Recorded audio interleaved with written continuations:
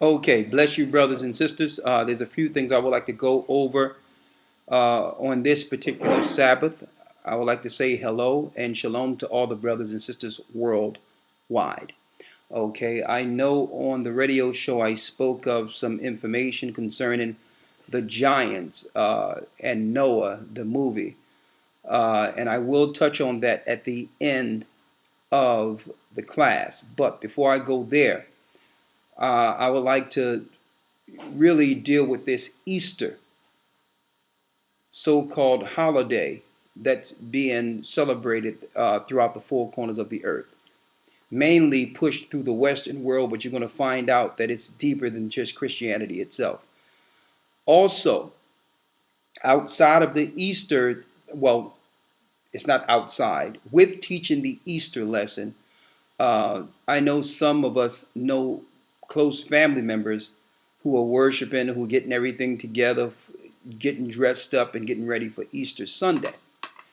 And you may ask, well, if Easter is not right, then what of these good people who are going to church, looking to pay homage to whom they believe is Jesus Christ?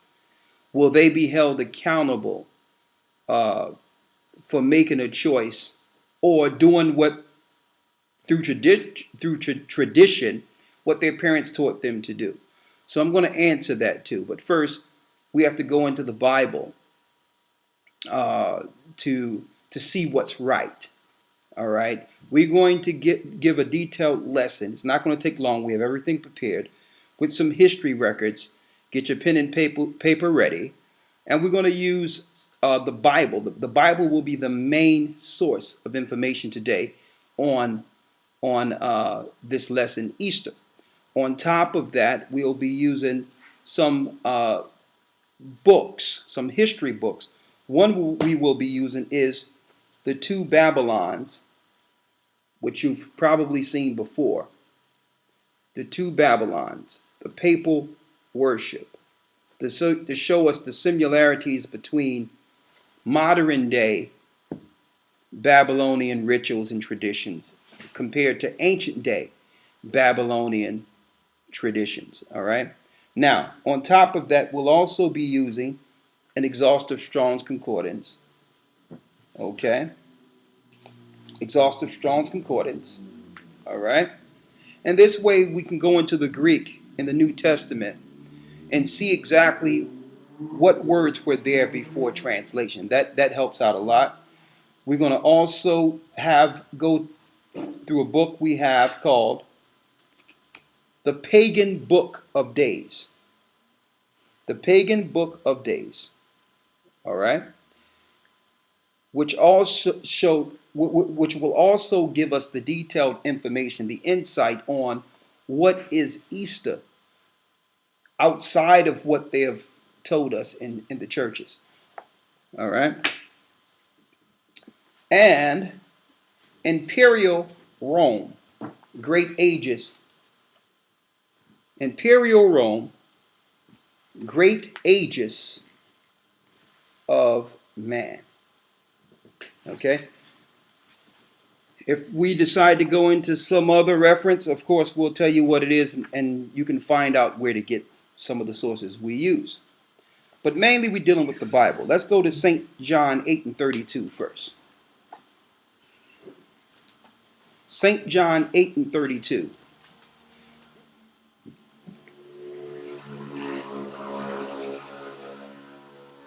And then get St. John 14:6.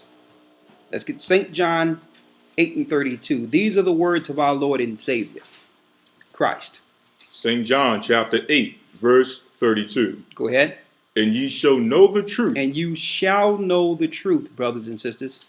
And the truth shall make you free. And the truth shall make you free. Now, when Christ came on the scene and made such statements, he was showing that he was the way, he was the truth, opposed to any other way that was set up within the earth when it comes to a path, when it comes down to a path leading to righteousness or to get into the kingdom of heaven or to do what's pleasing to the Most High. So we must know the truth through Christ. Let's get St. John 14:6 real quick. Yeshua saith unto him, Go ahead. I am the way, Christ says he's the way, the truth, the and the life. and the life. No man cometh to the Father but by me. No man can come to the Father but through Christ. But of course, we know on this earth there's a great deception. Christ is being used to uphold paganism / another word for paganism, Satanism. Christ's name is being used in vain. It's being used as a pretext to get those who would normally follow righteousness, who would normally do the right thing if it was presented before them. So Satan himself comes as an angel of light and have deceived many, mainly those that are upholding what we call Easter and Easter Sunday. Now, I'm going to come straight out and make a statement, and then it's going to be proven. Easter is satanic. Now, let's make this clear. When I say satanic, what I mean is going to worship on Easter would be the equivalent of going to the church of Satan and worshiping in the church of Satan. It would be the equivalent. Now, I know that's harsh, and some people may get highly offended. But the resources and the history we're going to bring forth will show you exactly its origin. And then you make a choice whether or not this is something that you would like to continue with. But the statement I'm making, you're going to find it to be true by the end of this lesson. That we've been deceived in every part concerning Christ's death and resurrection. And his death and resurrection have been hijacked and covered and cloaked now in our modern time with Easter. Now, if you're going to be celebrating Christ's death righteously according to the Bible, should not we in the Christian church, if we're in the Christian church, should not we be following the Passover? So how is it that the Passover have been now substituted for Easter? Christ was given up on what we know according to the scriptures on Passover night. He was given up. So if we're going to be celebrating Christ's death, should we not be celebrating the Passover? Who substituted this for Easter? Now, I'm going to show you the deception. All right. Let's go to Acts the 12th chapter. I'm going to show you how the powers that be use trickery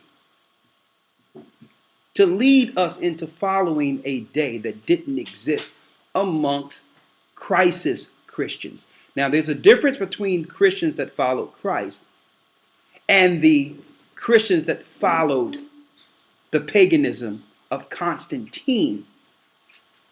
See, when Constantine came on the scene in the 4th century, something happened.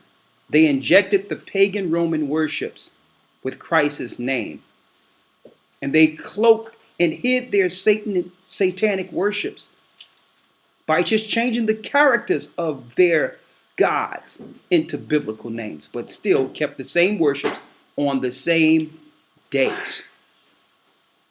Now, let's get Acts 12:5, and we're going to show you one major part of that deception. And this is why many Christians today will believe that Easter is a day one should follow. We're told that Easter, Good Friday, is the day that Christ was crucified. This is what we're told. And that Christ rose on Sunday morning. And that's why they claim that they have changed the Sabbath from Saturday to Sunday. But there's something wrong with that. You cannot get 3 days between Friday and Sunday. Try it. You can't. Impossibility. That's 2 days. So they have deceived us to the point where we can't even count to 3 anymore. But let's first go to Acts the 12th chapter. And I'm going to show you because they had to put the deception in the book to substantiate this major worship, this major change in Christendom. Let's read Acts 12 and 4. I'll start at verse 3. Acts 12 and 3. Thank you, brother. Yes, sir. Yes, sir. Acts 12 and 3. Yes. And because he saw it pleased the Jews, he proceeded further to take Peter also.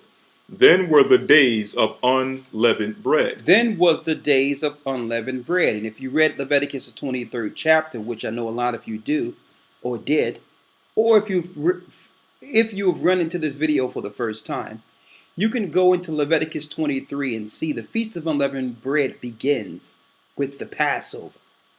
See? Read. Verse 4. And when he had apprehended him. And when they apprehended Peter, he put him in prison and delivered him to the quaternions of soldiers to keep him, intending after Easter. Intending after what? After Easter, to bring him forth to the people.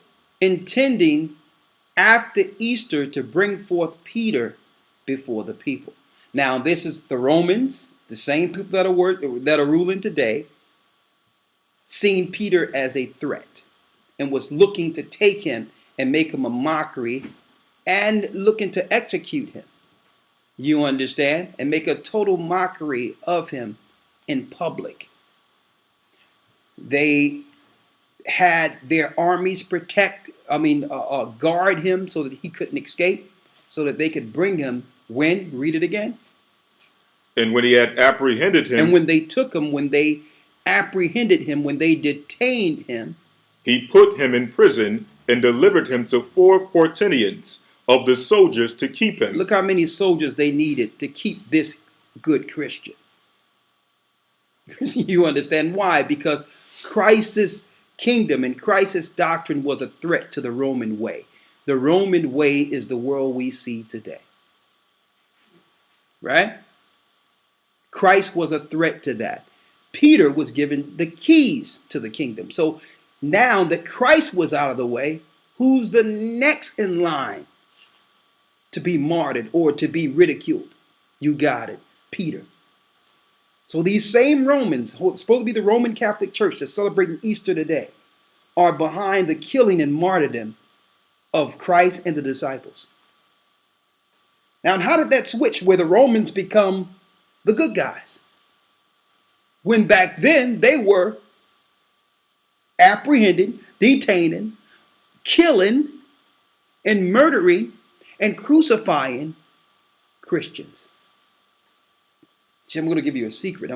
For those who don't know this, though, you're going to find that the Romans had a problem with these particular Christians because, let me show you. Hold that, get Acts 13 and 1. See, if you're going to church tomorrow, if you're a Christian, you ran into this, you need to really check this out. Peter was detained. Now, that's something that, we know a little something about. Coming up from where we came up, living. Being detained. Okay? Being incarcerated. But listen to how the Bible describes Peter. It might be a little different than what you will see on a cathedral in front of your Catholic church. Read that. Now there was in the church that was at Antioch certain prophets and teachers. Certain prophets and teachers. As Barnabas and Simeon. As Barnabas and Simeon. We know Simeon is who? Peter. Read. As Barnabas and Simeon, that was called Niger. That was called what? That was called Niger. That was called black. See? So the original disciples, and I know that to a lot of people it doesn't matter. Of course it doesn't matter now that the truth is coming out. But lo and behold, Simeon Peter was Niger. He was a black man. So was all the disciples. So was Christ himself.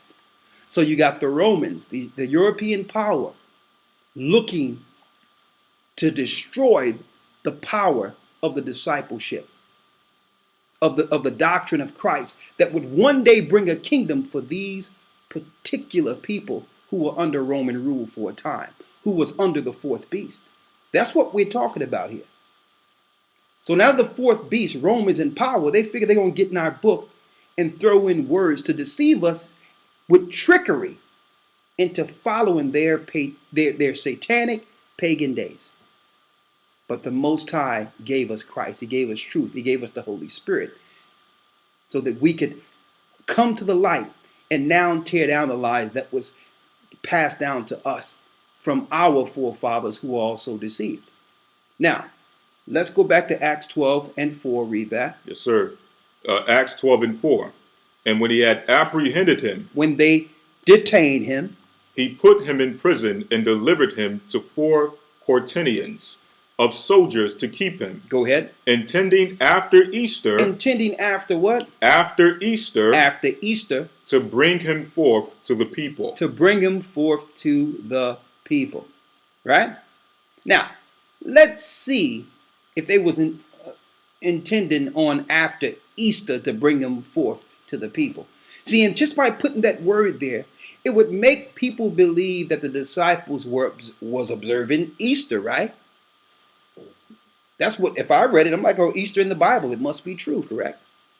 Well, the Bible is true, but you have to always look at the words in the original translation, knowing that the deceivers would put their hands on certain words. Now, should I throw out the whole Bible because of this? No, because the Bible in proper context is 100% correct. They could just change one word to deceive you into following Easter like they did. But when I go into the Greek, and we will show you exactly what we're seeing, let's see what word we have there for Easter. Is it highlighted?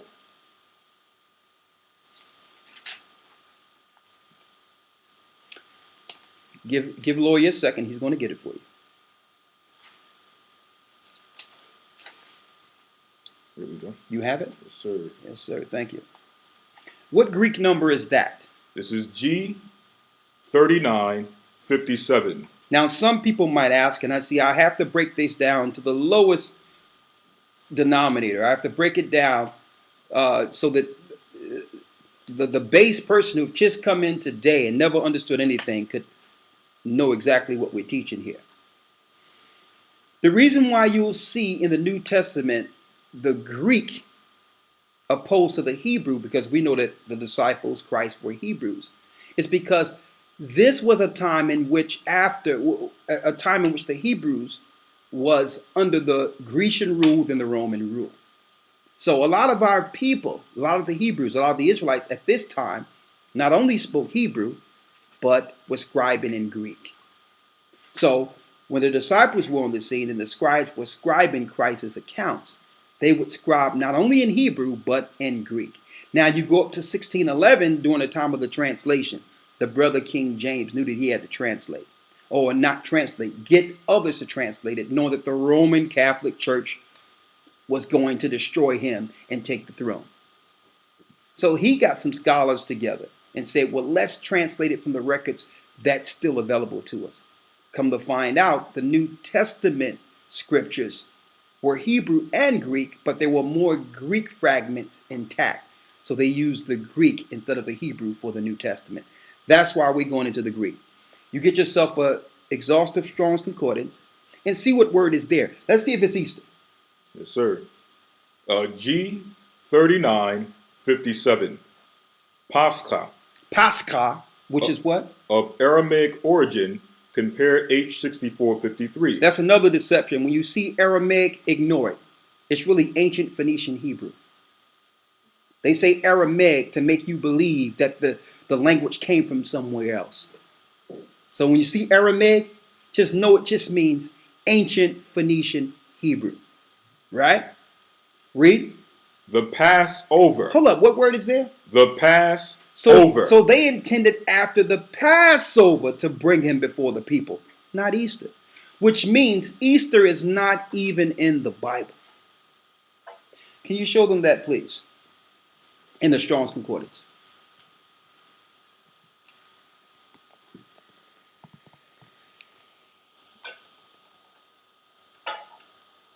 Now, you got it? Okay.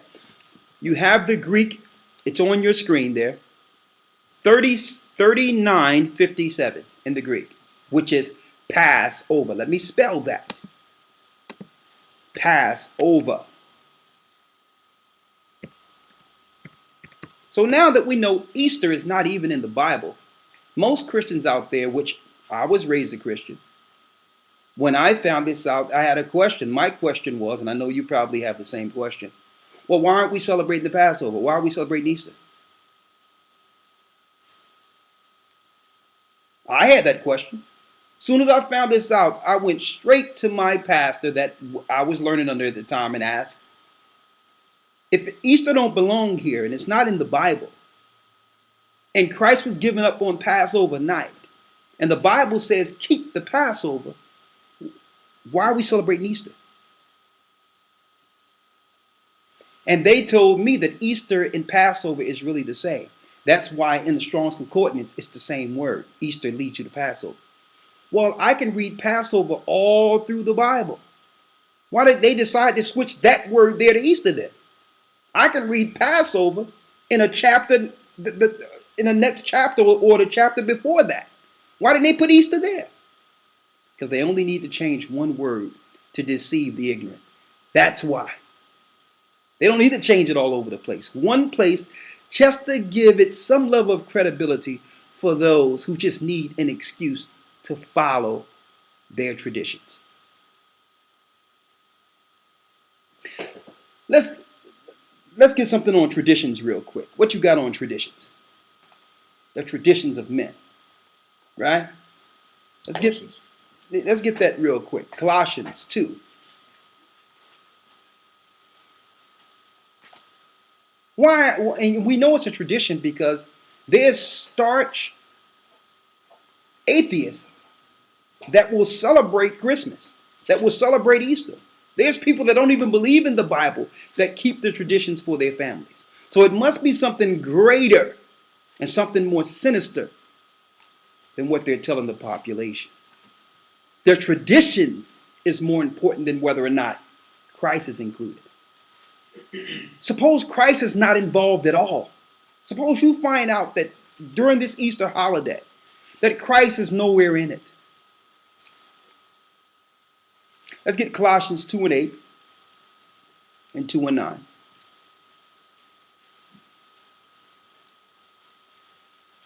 Colossians chapter 2, verse 8. Go ahead. Beware. Beware. That means if you have a sign, beware. Usually you don't go this way. You don't, that's a what? A warning. Beware. Beware, lest any man spoil you. A man like Constantine, like the Nicene Creed. Because Christ never said do certain things. Even Peter didn't say do certain things that Christians are doing today. Beware lest any man spoil you. When you're spoiled, you're no good to the Most High. That means you've been spoiled. You're of no value because you've lost or degraded your value based on following vanity. Spoil you through what? Through philosophy. Philosophy. That means I can go to my preacher. He just give me any old song and dance and I'll take it. He philosophized it. It sounds good, even though the Bible do not corroborate this. All right. He philosophized it so well, I'll come to church. Through philosophy and what? In vain deceit. In vain deceit. After the tradition of men. After the tradition of men. You're going to find that Easter is a tradition that predates Christ. It was a tradition that the Romans were following. And that's what we will prove today. The Romans were following Easter while Christ was walking the earth. So it can't have nothing to do with him dying and being resurrected if they were doing it while he was in the earth. What is it really then? It's going to shock a lot of you where this Easter thing leads us. Read. After the rudiments of the world. The rudiments of the world. The whole world is doing it. And that shows us that something must be wrong because this world is ruled by Satan. The whole world accepts it, it must be bad. No good. The whole world of it, bad. Right? Read. And not after Christ. And not after Christ. Because when did Christ ever say, celebrate his resurrection on Easter Sunday? Christ is the way, the truth, the life. No man cometh to the Father but by him. When did he ever tell us that? And now, if Christ told us to do that, hey, I'm in. I asked one preacher to show me one day. I'm like, listen, once I had the truth and I was learning for a while and teaching for a while, I'm like, listen, you show me where I have to follow Easter, I'm in. I will come to your church tomorrow and be baptized and teach your doctrine until the coming of our Lord and Savior. Read. Beware, lest any man spoil Lest you any man spoil you. through philosophy, A man talking and not giving you scripture. and vain deceit, Deceiving you. Total deceit. after the tradition of men, Tricking you into following a tradition that was created by men. after the rudiments of the world, Getting that money. and not after Christ. That's crystal clear. I used to wonder, growing up in church, what do eggs have to do with Christ rising on Easter Sunday? What do bunnies have to do with Christ dying and rising on Easter Sunday? Last I checked, bunny don't lay eggs. I was perplexed. As a child, I kind of enjoyed it. Okay, go to church. After church, you go around and find some Easter eggs. I thought it was fun. It was a game. But when you get older, you need answers, right? Suppose we were deceived, like Christ said we would be deceived in the last times. That Satan would appear as him in doctrine and lead us into an antichrist, satanic doctrine. Christ warned us of this, right? Read that Matthew 24. You know where I'm going at, right? Yes, sir. Christ warned us of this, brothers and sisters, that at some point after his death, that people would pop up and deceive the world and use Christ's name. Read it real quick. St. Matthew chapter 24, verse 3. Read. And as he sat upon the Mount of Olives, As he sat upon the Mount of Olives, the disciples came unto him privately, saying, Tell us, when shall these things be? And what shall be the sign of thy coming and of the end of the world? What shall be the sign of thy coming and the end of the world? Now, here's the sign of our Lord and Savior, the end. Read. Verse 4. And Yeshua answered and said unto them. Now, he could have went into all types of things to start it out, because the whole 24th chapter is signs. But the numero uno thing that Christ needed to emphasize first was what? Take heed that no man deceive you. First of all, before going into any signs, know that my coming will be distorted by what?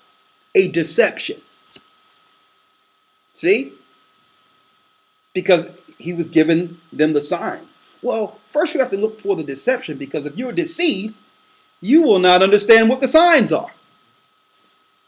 You understand? They can trick you into looking into false signs. And that's, on another note, me going back into everybody looking at this bogus blood moon garbage they got out there. Nowhere the Most High said to look for some blood moons at the end for a sign. Nowhere. But that's going into the deception of, they can deceive you, they can have you looking into false prophecy. Read. Verse 5. Go ahead. For many shall come in my name. The only organization in the earth that's coming in Christ's name is who? Christians. Many shall come in my name, saying, I am Christ. I'm Christians. I'm anointed. And shall what? And shall deceive many. And shall deceive many. That's why they're innumerable. Everyone is deceived. Everyone. The Christian church will be packed on Easter Sunday, and it have nothing to do with Christ. That was the deception he was warning the true believers from. He was pointing out the deception so that we wouldn't get caught up in Easter, in pagan days, and to show you the grace of the Most High. Even though our foreparents and our mothers and some of our mothers, our fathers, our grandparents followed this religiously, the Most High had enough grace on the bloodline to give us an opportunity to see it for what it is. a deception. Now, before I go into the pagan book, let's go back to Babylon, ancient Babylon, because this predates Christ, what, half century? So you tell me if Easter have something to do with Christ. We're going to go straight to the egg now. What is the egg about? In this book called The Two Babylons, the papal worship, the worship of Nimrod and his wife / mother, whom the ancient Babylonians called the Queen Mother of Heaven. Her name, another name for her is Esther, a star, asterisk. That's where the name Easter derives from. It's ancient Babylonian. It have nothing to do with the Bible. It was injected by Satanists who were looking to deceive you because they knew that all the truth seekers would be where? In the Bible. All those that were looking for the right way to go would be in the word of the Most High. So they figured that if you're in the word, let's switch a word and bring them back. Bring them back into our paganism. They had no right. They are not the Hebrews. The pagan Romans had no right to inject any of their gods into our record. And through the grace of the Most High, He has shown us the light that we can use the Bible to now expose their deceit. Right? Now, let's go here now. Here we are. Easter. I'm going to start on page 105, where it says Christianity. And I have it highlighted here where Elder Lawya will be reading. And a matter of fact, a lot of you probably didn't know that you can find this the whole book, while you can. You can actually get it on PDF form for free. So if you type in The Two Babylons, Alexander Hislop, PDF, you can get the book for free and follow us. All right.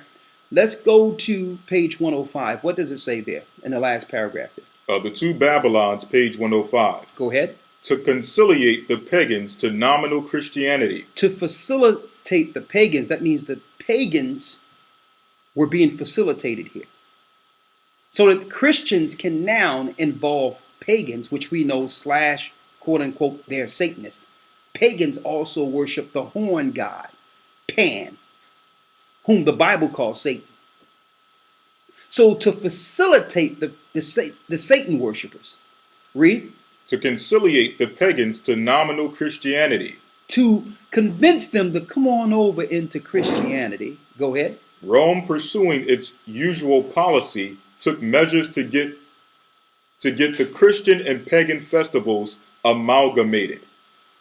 And that means to join the festivals between the Christians and the Satanists, the pagans. I don't care how they try to hide themselves with these pagans, talking about Mother Earth, and it's about the positivity, and there's good witchcraft.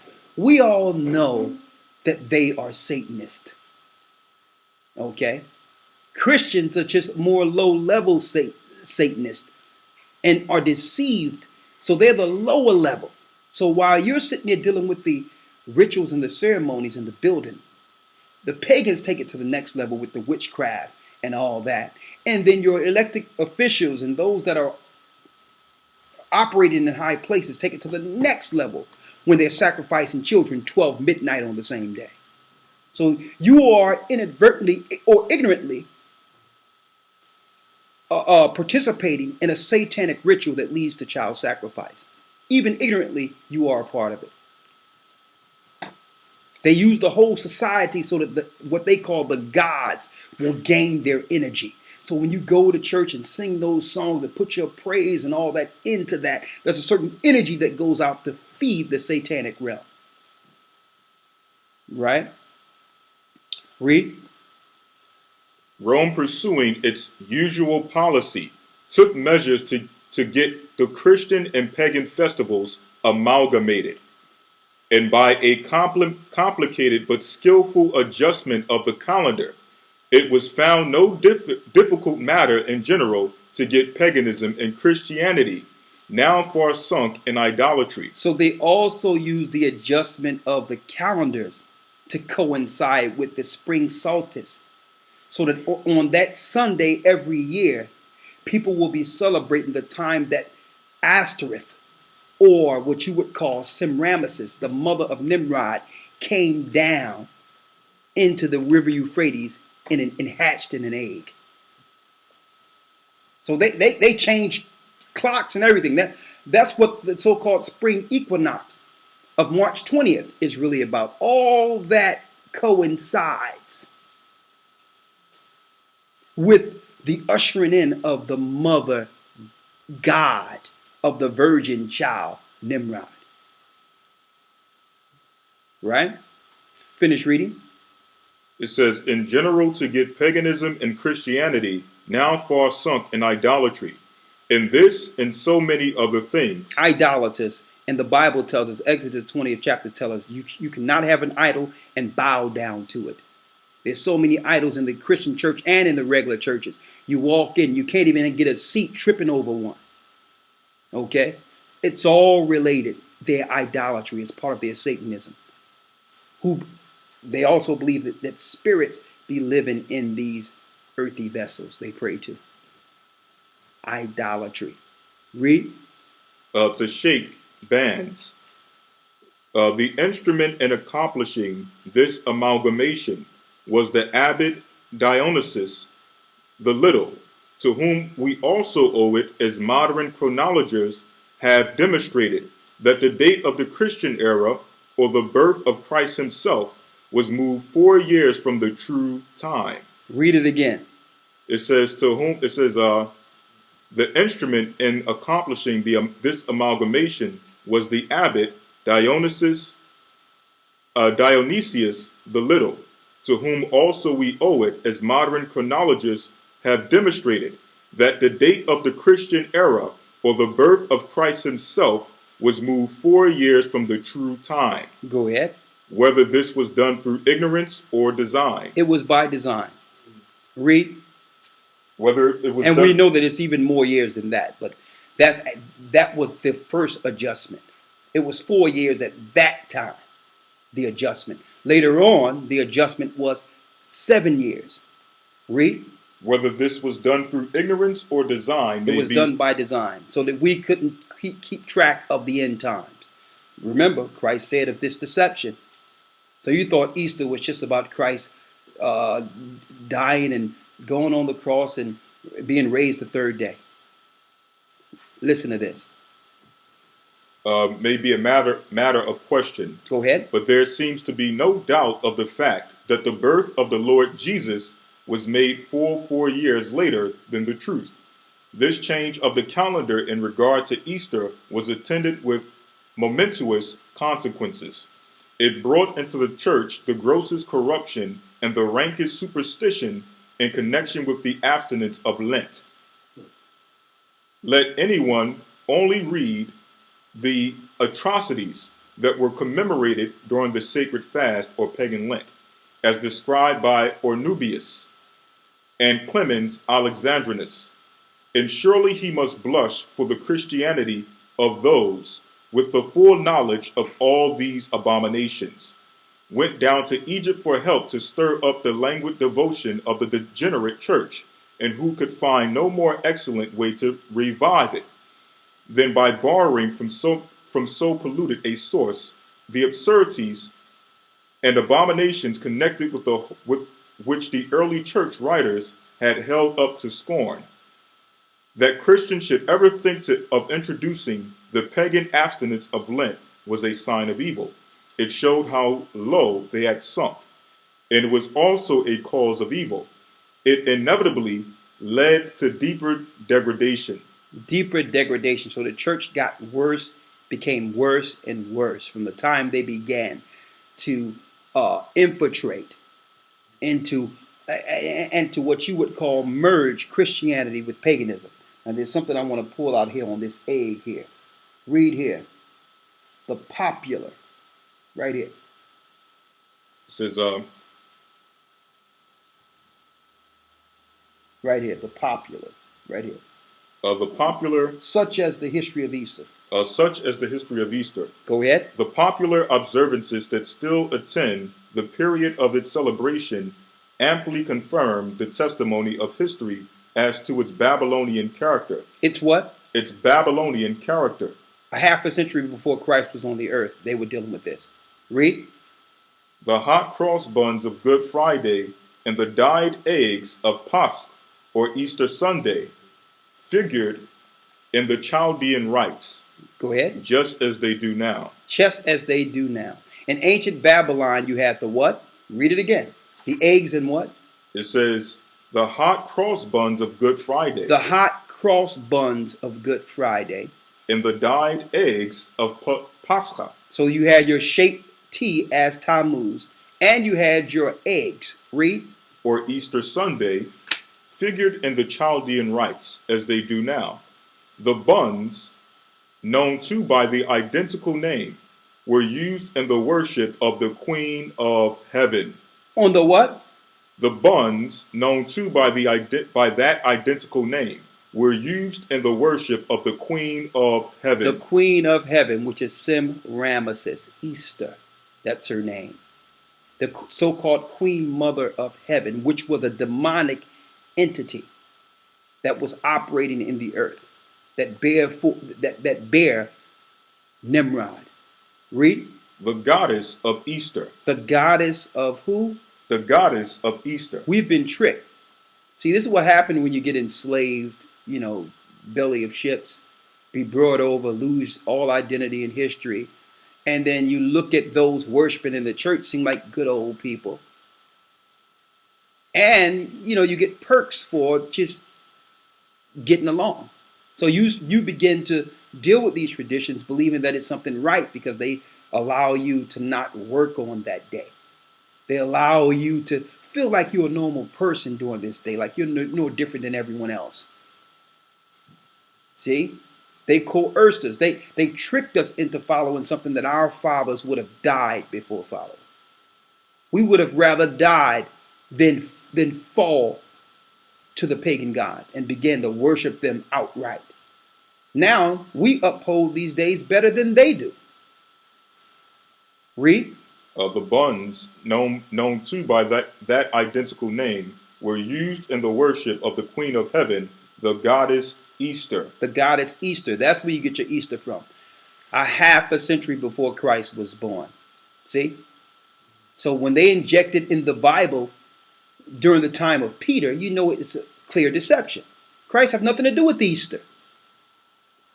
Read. As early as the days of sea crops. Now you want to see something crazy?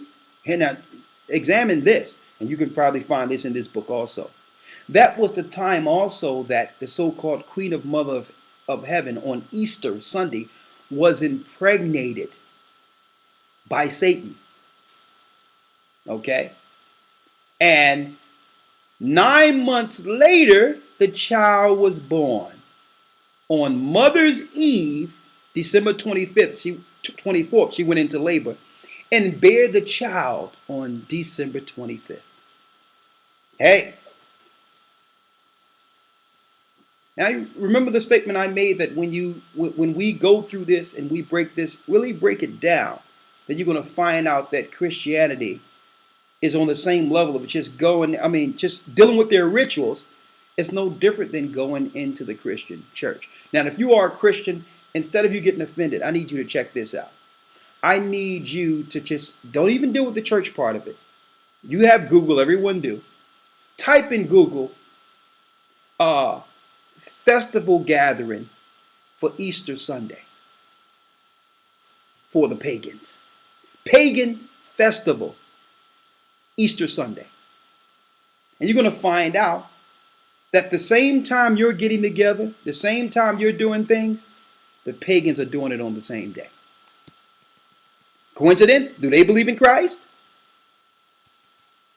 A matter of fact, what will happen is, if you look further into it, you will find out how to more so do it on the level they're doing it, in which they're actually receiving blessings from their satanic god by doing it correctly and doing it knowingly. And that's why pagans have so much disdain for Christians. Christians look down on them and talk ill about them But pagans is like, well, listen, all of you are pagans. You're just disrespecting us by not following it to the nth degree. You are disrespecting us because you took our paganism and now you're going to come at us as if we're doing something wrong. Finish reading. It says, as early as the days of Cecrops, the founder of Athens, that is 1,500 years before the Christian era. 1,500 years before the Christian era, this was being worshipped in Babylon also. 1,500 years before the Christian era. Go figure. What are your religious leaders hiding? What are your Masons hiding? Your elite powers, your government figures that show scorn against the Bible, but they will make the whole earth quiet for Easter Sunday. Who are they really worshiping and sacrificing to? Let me show them a few of these pictures here. Here you go. Let me show you the real Easter egg. Let me give you this one here. You make your choice. You can get the one with the horns or the one with the snake around. What's your option? This is what you're sacrificing your family to and your children to. All right? Now, let's go to the point where she came down and hatched into the river Euphrates. Let's get that out of there. Oh, it says here. Right here. You got it around here somewhere? Mm-hmm. Right here. It says, you see it? Yeah, go ahead. It says, yeah, because we want to see all the societies that do this, because you really think it's just Europeans, right? Watch this. Go ahead. It says, okay, go ahead. It says, the prophet Jeremiah takes notice of this kind of offering when he says, the children gather wood, the fathers kindle the fire, and the women knead their dough to make cakes to the Queen of Heaven. The hot cross buns are not now offered but eaten on the festival of Astarte. But this leaves no doubt as to whence they had been derived. The origin of the Pasch eggs is just as clear. The ancient Druids bore an egg. The ancient Druids are your ancient sorcerers. You would probably call them doctors today. Did what? The ancient Druids bore an egg. As the sacred emblem of their order. And Dionysiaca, or mysteries of Bacchus, as celebrated in Athens, one part of the nocturnal ceremony consisted in the consecration of an egg. Now, Bacchus is Satan. In ancient Greece and Rome, every Sunday they would have their woman come in the church and sing to Bacchus. And then they would take a little potion and get all out of their minds and start channeling. And then later on, they would do all types of orgies and all types of satanic behavior.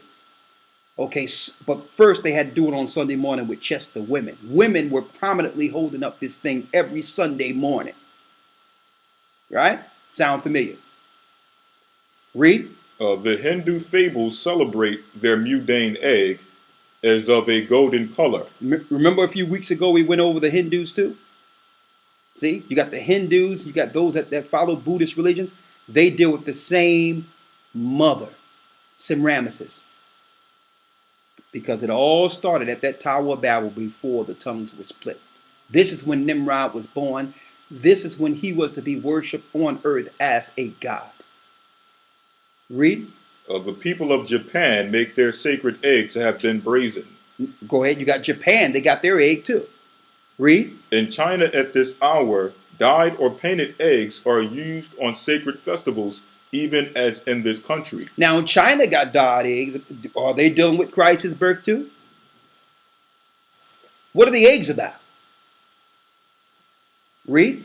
In ancient times, eggs were used in the religious rites of the Egyptians and the Greeks. The Egyptians and Greeks, go ahead. And were hung up for mystic purposes in their temples. Was hung up for mystic purposes in their temples. Go ahead. From Egypt, their sacred eggs can be distinctly traced to the banks of the Euphrates. The classic poets are full of the fable of the mystic egg of the Babylonians. And thus, Its tale is told by Hyginus, the Egyptian, the learned keeper of the Palatine Library at Rome, in the time of Augustus, who was skilled in all the wisdom of his native country. An egg of wondrous size is said to have been fallen from heaven into the river Euphrates. Hold up. An egg of wondrous size was said, like an unidentified flying object, right?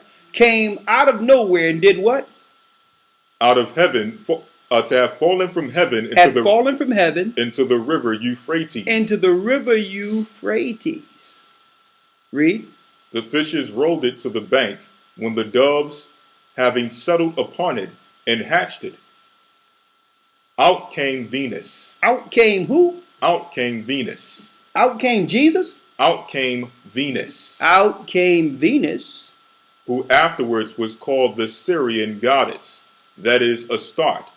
Hence the egg became one of the symbols of Astarte, or Easter. Okay, now we're getting somewhere. Now we have the egg. Unidentified object comes out of the sky into the earth. So what do people do in the earth? They see something come in the earth and they identify it to something that they can relate to. Egg. Right? Then it comes on shore. It's a goddess. Come to find out that this goddess links back to, the fallen angels that were before the flood. Right? Finish reading. And accordingly, in Cyprus, one of the chosen seats of the worship of Venus or Astarte, the egg of wondrous size, was represented on a grand scale. See, they took it on the next level in Cyprus. Venus was worshipped on the next scale. Right? Read. The occult meaning of this mystic egg of Astarte, and one of its aspects, for it had a twofold significance, had reference to the ark during the time of the flood, in which the whole human race was shut up as the chick is enclosed in the egg before it is hatched. If any be inclined to ask how it could have ever entered into the minds of men to employ such an extraordinary symbol for such a purpose, the answer is first. The sacred egg of paganism, as already indicated, is well known as the mundane egg. So when you see the egg and coloring the egg, it have nothing to do with having fun with the children and eating the egg and, the little marshmallow eggs. There's what you would call spiritual significance to these symbols. It's symbolic to the so-called craft or whatever this demonic force was operating in the earth. Nimrod's mother of ancient Babylonia. Now, if you think we're just making something up and this is just some Bible story, hey, look at the history books outside of the Bible, and it comes to the same end, that these things happened in ancient times, right after the flood, even before the flood, even the Tower of Babel. When you look at the Gilgamesh tablets and all these different tablets from ancient Ethiopia that's outside of the Bible itself, these stories are true. So what are we worshiping? Don't have nothing to do with see how many eggs you can get. It have everything to do with acknowledging a demonic force that operated in the earth as a path leading to worshiping Satan and Satan's child. Okay? Now, somehow they have turned this around to Christ, when really it's Satan and Satan's offsprings being worshipped in the earth. Remember that deception? Now, let's get it out of the pagan days of Rome. We're going to skip up real quick for the sake of time. We're going to go into the pagan days of Rome, taking from ancient Babylon up until Rome during the time of Christ's birth. Why are we going here? Because the Roman Empire in its height was the time in which Christ was born. So you should know what was going on in pagan Rome during Christ's time, right? Let's get it out of here. This is the Pagan Book of Days, a guide to the festivals and traditions and sacred days of the year, by Nigel Pinnock. I'm going to first read the back summary. It states, it says, pagan rites and festivals are at the root of many traditional holidays in the Western world. Embracing a sensitivity we have lost. And of course, this is a pagan writing this information. It's a pagan writing it, so. Now read that again. It says, pagan rites and festivals are at the root of many traditional holidays in the Western world. So if you look at all your traditional holidays, Easter, Christmas, Halloween, Thanksgiving, so on and so forth, it's telling us that they have pagan rites and pagan rituals at the root. It says, embracing a sensitivity we have lost.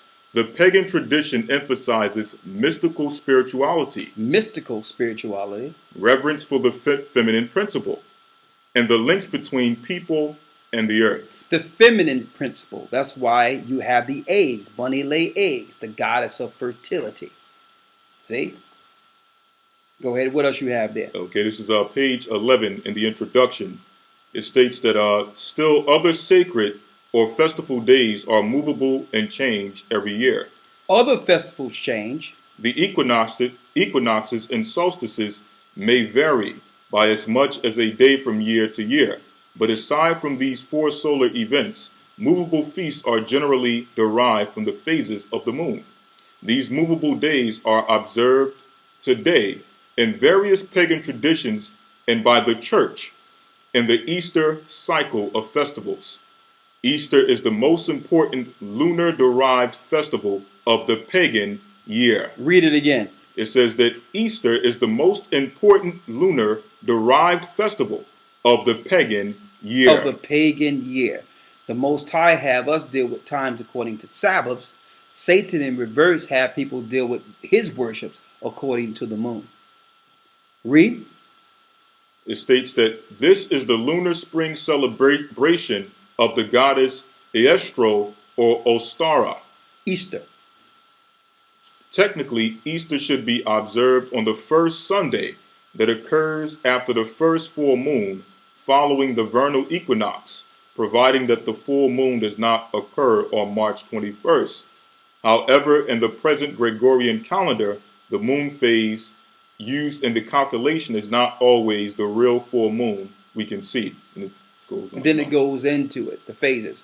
Now, it also show you different worships for different days of the year, right? Yeah. Okay, what day is Easter on this year? April what? Today's the 19th, April 20th, right? Okay. Here's on the, they got it for the 11th. They got it on the 11th for this one, right? But I need some people to show. Here, to show you, the same way you may get your pamphlet and you go to church and they give you a schedule for the year of what's going on so that you can participate in whatever's happening, Easter, Christmas, whatever. Here's a schedule for the pagans. All right? And they got the dates to show you how to do it right. Okay? What does this say here? It says, Easter is the name for the goddess of spring. The goddess of spring. Eostre or Ostara. It's the goddess of the spring. Okay? She came down in an egg and she was a goddess of fertility. That's why they use bunnies, because bunnies have a lot of offspring.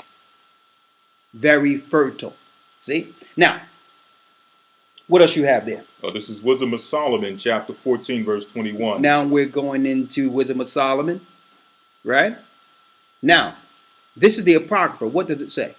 And this was an occasion to deceive the world. And this was an occasion to do what? To deceive the world. To deceive the world. When you go into Wisdom of Solomon 14, it goes into a future family. We know who are the Bogiers, who would look to destroy the children of Israel, the children of God, change the traditions of the people of the Bible, and have them follow satanic rites and ceremonies.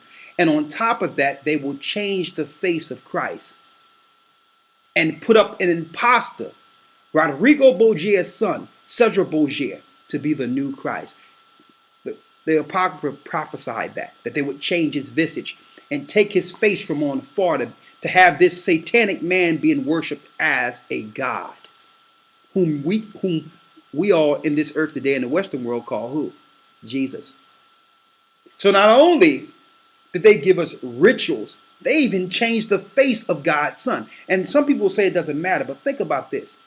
If they could do that to God's son, what do they care about anything else? If they have no respect for the sanctity of Christ, you think it would be anything, it would be nothing for them to sell you satanic traditions. They could care less about Christ. So they use this trickery to do what? Read Wisdom of Solomon 14 and 21 again. And this was an occasion. And this was an occasion to deceive the world. To deceive the world. For men serving either calamity or tyranny did ascribe unto stones and stocks the incommunicable name. Moreover, this was not enough for them. This was not enough for them just to change Christ, to bring in new rituals. That wasn't enough for them. What else did they do? They erred in the knowledge of God. They began to teach false doctrine using Hebrew records. Crystal clear. Go ahead. But whereas they lived in the great war of ignorance, these so plagues called they peace. For whilst they slew their children and sacrifices. While they did what? For whilst they slew their children and sacrifices. Like I told you before, while you're dealing with these days, children are dying in blood sacrifice. It's part of their rituals. Every major holy day, or what they call holiday. Read. Or used secret ceremonies. Secret ceremonies. Or made revelings of strange rites. They kept neither lives nor marriages any longer undefiled. But either one slew another traitorously, or grieved him by adultery, so that there reigned in all men without exception blood, manslaughter, theft, and dissimulation, corruption, unfaithfulness, tumults, perjury, disquieting of good men, forgetfulness of good turns, defiling of souls, changing of kind, disorder in marriages, adultery, and shameless uncleanness. For the worshipping of idols, not to be named, is the beginning, the cause, and the end of all evil. Because it tells you the beginning, the worshiping of idols was the beginning of spiritual fornication. And see, and that's why it say they didn't keep any marriages right, or dealing with fornication and adultery and living in it. Because the Romans were perpetual sodomites. They operated with bisexuality and all this. That's what goes on in the church. That's what always happened amongst the Romans. And now they've brought it into the mainstream so that you can believe that this satanic perversion is just a cause, not even a cause and effect. It's just another alternative to what we know is right. It's just an alternative now. All these things coincide in the same. If you can accept a lie on Christ, if you can accept a lie on the Bible, a lie against God's people, then you can accept anything, right? And that's where we are with this Easter. Satanists are running amok, operating over the earth, and are leading mankind to hell. Now, before we break this down, let's get Christ himself and see whether or not it's true concerning the doctrine pointing to Christ's death and resurrection. Did Christ die on Good Friday like they're teaching and rise on Sunday morning? Well, let's see. Let's get the one in Matthew, the 12th chapter real quick. Matthew 12, 40 and 41.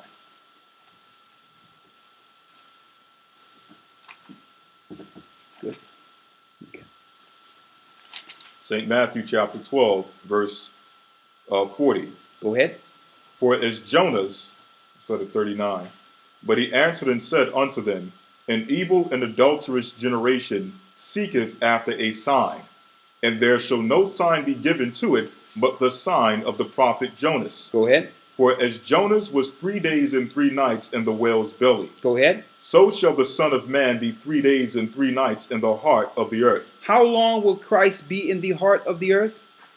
So shall the Son of Man be 3 days and 3 nights in the heart of the earth. 3 complete days and 3 complete nights. Can you get 3 complete days and 3 complete nights between Friday, sundown, and Sunday morning? Let's try it. Friday sundown to Saturday sundown, 1 day. Saturday sundown to Sunday sundown, 2 days. Sunday sundown to Monday sundown, 3 days. Impossibility. But they just conveniently just packed it in. To have the world worship Semiramis and the virgin child of Semiramis and Satan himself. They just crammed it in and gave you all these distractions and made it beneficial for you in a way to distract you from the fact that Christ could not have been crucified and rose between the time they've given you. They've distracted Christians. And you ask them, you're like, give me 3 days between Friday and Sunday. You can't. So then that also takes away another thing. They claim that Sunday worship is now the day to be worshiped because Christ rose on a Sunday. Based on the same what you would call counting from the time that Christ was crucified. Now, let's get the first day of the week, because they try to use that to say, all right, he died on a Friday, and when they came on the first day of the week, Christ was gone. So we know he rose on a Sunday, but let's see. This is St. Matthew chapter 28, verse 1. Go ahead. In the end of the Sabbath, as it began to dawn toward the first day of the week. At the end of the Sabbath. As it began to dawn toward the first day of the week. Go ahead. Came Mary Magdalene and the other Mary to see the sepulchre. And behold, there was a great earthquake, for the angel of the Lord descended from heaven and came and rolled back the stone from the door and sat upon it. His countenance was like lightning, and his raiment white as snow. And for fear of him the keepers did shake, and became as dead men. And the angels answered and said unto the woman, Fear not ye, for I know that ye seek Yeshua, which was crucified. He is not here, for he is risen. And he said, Come, see the place where the Lord lay. Now, that would make one believe that, okay, when they came upon the first day of the week, Christ was gone, so he must have rose on a Sunday, right? But let's go back to what we did from the beginning. Let's go into the Greek and see if we can expose this deception that would force everyone to focus on Sunday. I need you to get first and week in your Strong's Concordance. Get first for that particular chapter, and I need you to get week for that particular chapter. What if it wasn't Sunday at all? Then what of Sunday worship? Let's get it. Let's get first and let's get week. Here we are, G 3391. This is for first. This is for first. And what does it say? G. Go ahead. 3391. 3391. Go ahead. It says Mia. One or first. One or first. A certain, agree, first, one, other. So one. Now let's get weak.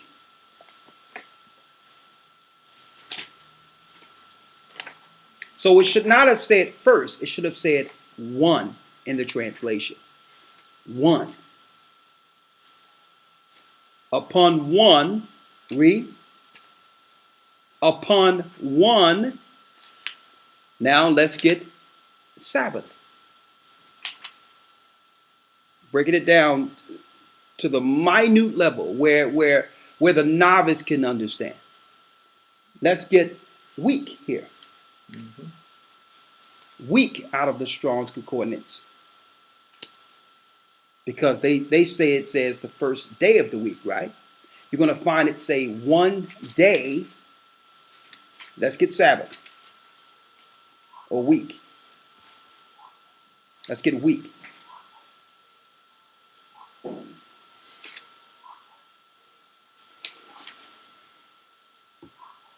This is Week. G 45:21. G 45:21. Looking into the Greek. Sabbaton. Sabbaton, which means what? Of Hebrew origin, the Sabbath, i.e. Shabbat, or day of the week, repose from secular avocations. Also the observance of this institution itself, by extension a week. An example, the interval between two Sabbaths. The what? The interval between two Sabbaths. The interval between two Sabbaths. So it really is translated in the Greek, one day between Sabbaths, the Marys came to the sepulchre and the rock was rolled away. They came days after. It had nothing to do with Sunday. One day between Sabbaths. It wasn't Sunday. It was between Sabbaths. And we know the Sabbaths are from Friday sundown to Saturday sundown. See? So Christ was crucified, as we went over it on the Passover, on Saturday before sundown. And in between the week, 3 days later, around a Tuesday, is when Christ rose. Sunday, Monday, Tuesday, around Wednesday, on the third day, if you look at 3 days and 3 nights, Christ rose. It was in between Sabbaths. It was Wednesday, sundown. Okay?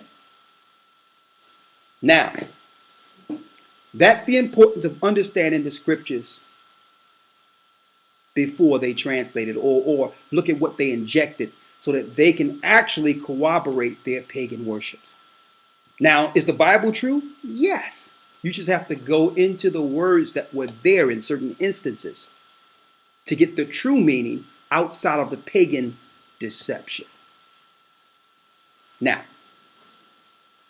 for those that want to continue, I have one more scripture for you, and then you can make a choice going forward from there. Let's get the book of Isaiah 1 and 11. Isaiah 1 verse 11. Go ahead. I started out verse 10. Hear the word of the Lord, ye rulers of Sodom. Hear the word of the Lord, you rulers of Sodom. We know what the Sodomites were about. The Most High rained fire on Sodom and Gomorrah. And the rulers of Sodom are running this Western world today. Read. Give ear unto the law of our God, ye people of Gomorrah.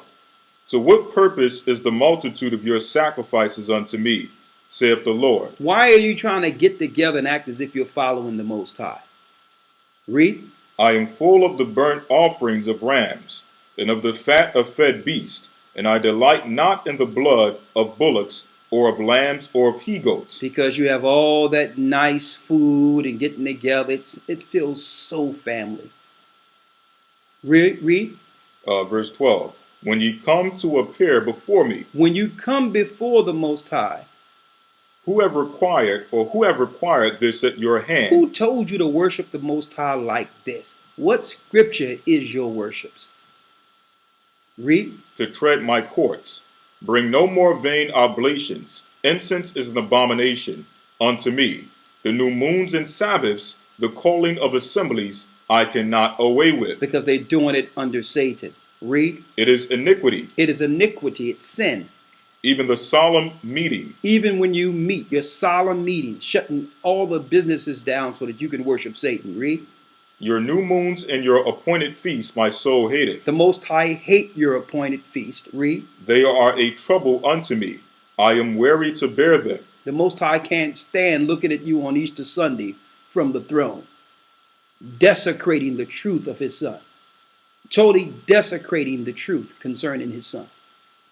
Opposed to teaching the truth, you're leading people backward into Satanism, Antichrist doctrine. Read. 15. And when you spread forth your hands. And when you spread forth your hand to actually worship and to pray over your food. Read. I will hide mine eyes from you. The Most High will hide his face from you. Yea, when you make many prayers, I will not hear. And when you make prayers purposely following these satanic days, and this is for those who know the truth now, the Most High is not going to hear your prayers. Because the Bible says disobedience is as the sin of witchcraft. You might as well go up and you might as well be Harry Potter. Okay. Rebellion is as the sin of witchcraft. Read. Read that last part again. When you make many prayers. And when you make many prayers, I will not hear. The Most High will not listen. Your hands are full of blood. Period. Now, to answer the question, is it Christ or is it Satan? 1 Corinthians 10 and 20. And then the last part, people might ask, what about the good people I know that's going to church or went to church or always been good people that celebrate Easter? What about them? That don't know any better. 1 Corinthians 10 and 20. Read. But I say that the things which the Gentiles sacrifice, the pagans sacrifice, they sacrifice to devils. They sacrifice to who? They sacrifice to devils. All their sacrifice that they're doing in their rituals is to devils, brothers and sisters. Christians have just been tricked into doing it. Read. And not to the Most High. And not to the God of the Bible. They just use certain words and put words in the Bible to trick you and brought forth a doctrine being taught through the theologian seminary colleges to trick you, knowing that you will not read it in its proper context. If they can sell you a doctrine, then your eyes are blinded. You'll never see the truth of the Bible because you'll be looking through the Bible. You're looking at the Bible through their faulty doctrinal lenses. Read. And I would not that you should have fellowship with devils. You can't be down with goddess Esther. Her name is even in the holiday. You can't be down with the goddess Esther and the God of the Bible. Read. Verse 21. You cannot drink the cup. The goddess Astar. Let me make it clear. Her name is Astar. You can't what? You cannot drink the cup of the Lord and the cup of devils. You cannot drink the cup of the Lord and the cup of devils. You can't say I'm down with the Most High, but then follow days which are rooted in Satanism. Read. You cannot be partakers of the Lord's table and of the devils. You can't walk a fine line in between. You got to choose the Most High, the God of the Bible, and follow his laws, his statutes, his commandments, his holy days, or follow Satan's. There's no in between. There was never a merge in heaven between paganism and Satanism, paganism and Christianity. There was never a merge from the heavens. And that's what Christians kill me when they claim that God changed something, that God changed it from Sunday, from Sabbath to Sunday. Like the Most High got it wrong when he said, remember the Sabbath to keep it holy. He never told you to worship on Sunday. Man deceived you into worshiping on Sundays. You can't do both. You have to make a choice. See? Let's get the one in Romans when it talks about when the Gentiles do the things, when they do the things contained in the law, it becomes a law unto themselves. This is Romans chapter 2, verse 13. Because some people ask, well, what about good people we know? We have grandparents and parents who just wanted us to go into church and do the right thing, knowing the streets would take us. We'd rather be in church. They did this looking out for us in love. It's a shame that Satanism was the option for self-preservation. But all in all, they had a good intent with morality. What about these people that follow Easter? Well, let's read it. Read. It says, "For not the hearers of the law are just before God, Not the hearers of the law are just before God, but the doers of the law shall be justified. but the doers shall be justified. For when the Gentiles, which have not the law, Now Gentiles which have not the law was like us. We were operating like Gentiles. Even though we're Israelites, we were Gentile in the mind. We didn't have the law at one time. Read. do by nature the things contained in the law, But when we do the morally good things that are contained in the law, doing what's right, treating our fellow man right, not stealing, not killing, not breaking the 10. Read. these having not the law are a law unto themselves. These having not a law become the law unto themselves. So they haven't learned the laws as we know it, but they did the best they could with what they knew. See? And that's why you can't blame those who walked in ignorance, because they only did what was right according to the knowledge they were exposed to. So they're not to be blamed or ridiculed because they're worshiping on these days. They didn't know just like we didn't know. We must be patient, long-suffering, and show love instead of ridicule, so that they can make the same choices righteously without them feeling as if someone is browbeating them or looking down on them because they're going to church.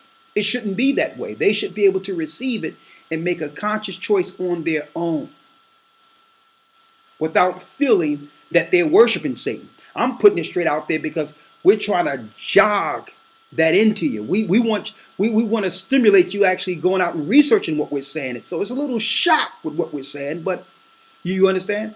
But we're not coming to demoralize or to debase someone because they're going to church. We're just telling you the origin of it, and it's evil. All right? So, with that, I hope we covered with these history books the origin of Easter. I'm going to save this, and then I have to make one announcement. I'll answer questions for 3 minutes, and then I have a dinner waiting. So, and then we're going to wish you Godspeed to continue your Sabbath going forward this evening. And I hope a lot of information came forth that will give you the understanding that you will need if you ran into a Christian or others that deal with these days, to show them the light and bring them to the path of Christ. And with that, I'm going to say shalom, bless you, and stay away from those churches on Easter Sunday.